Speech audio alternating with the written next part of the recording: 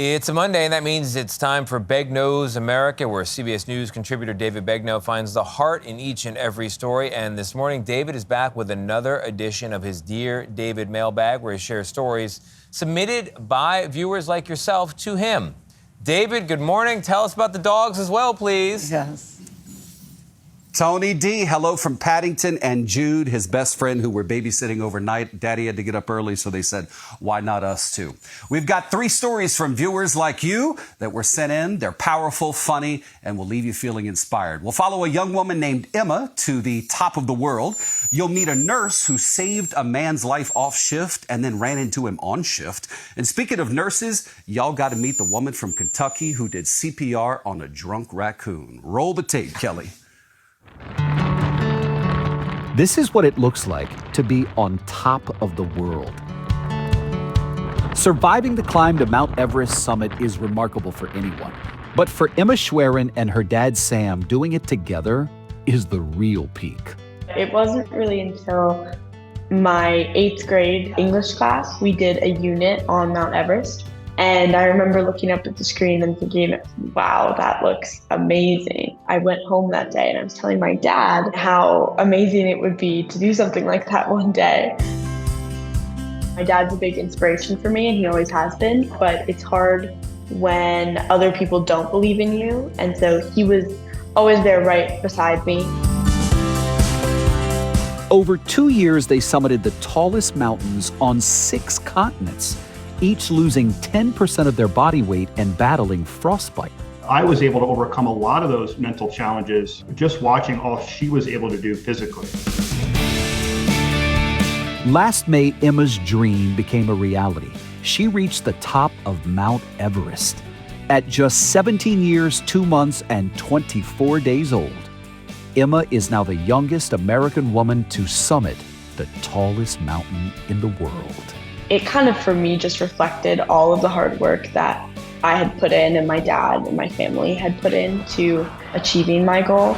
But my mom told me not to celebrate too much until we got down from the summit. Emma will tell you she's climbing for a purpose that is bigger than any mountain. I want people, especially young girls, to just realize that they can do anything they set their minds to. You just need to believe in yourself.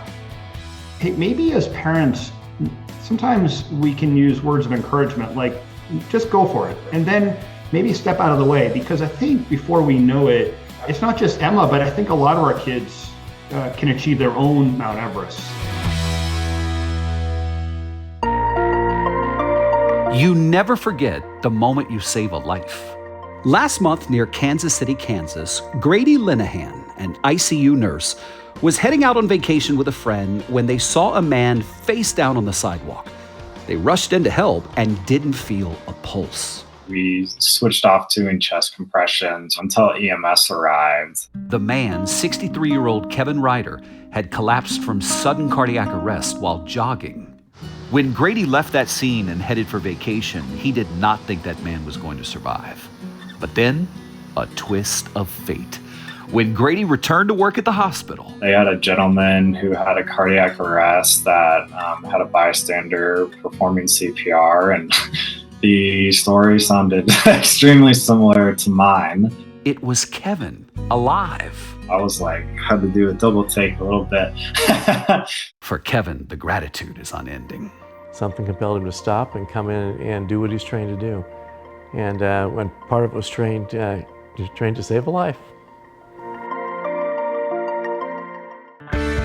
Y'all meet the Kentucky woman who revived a drunk raccoon with CPR. This was a hard day, but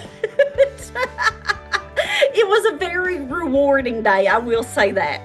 For longtime registered nurse Misty Combs, the call she got last month ranks far above the rest. Some people had said they had seen a raccoon in the parking lot. When we got out there was a raccoon.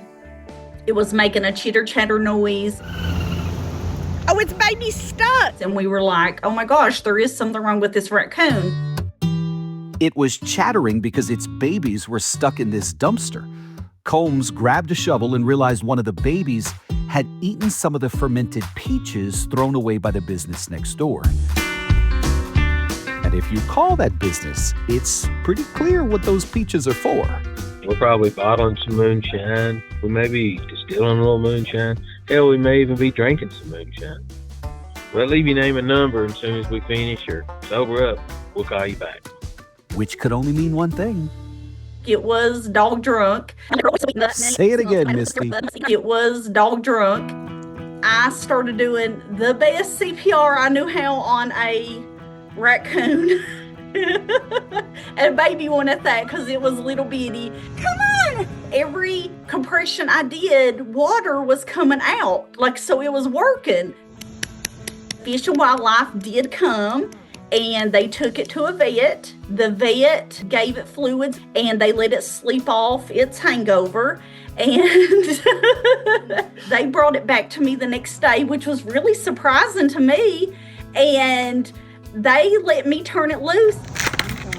Oh, it won't sound bad. Yeah, it does. And the next day, it was a different fuzzy little raccoon instead of the drunk wet one that I had seen. Look at my crown. I'm the raccoon queen. I don't want the fame from it, because I was just doing my job and what I thought was right at the time. You got to be careful, because you can get rabies, but I feel like you have to help the little guys out sometimes. And there you go, America. A reminder that there's good in the world and good people, too. A nurse doing CPR on a drunk raccoon takes the cake for me. I think so, too. We were looking at Paddington and Jude right before we went to that piece. Looks like Paddington's ready for Jude to go home.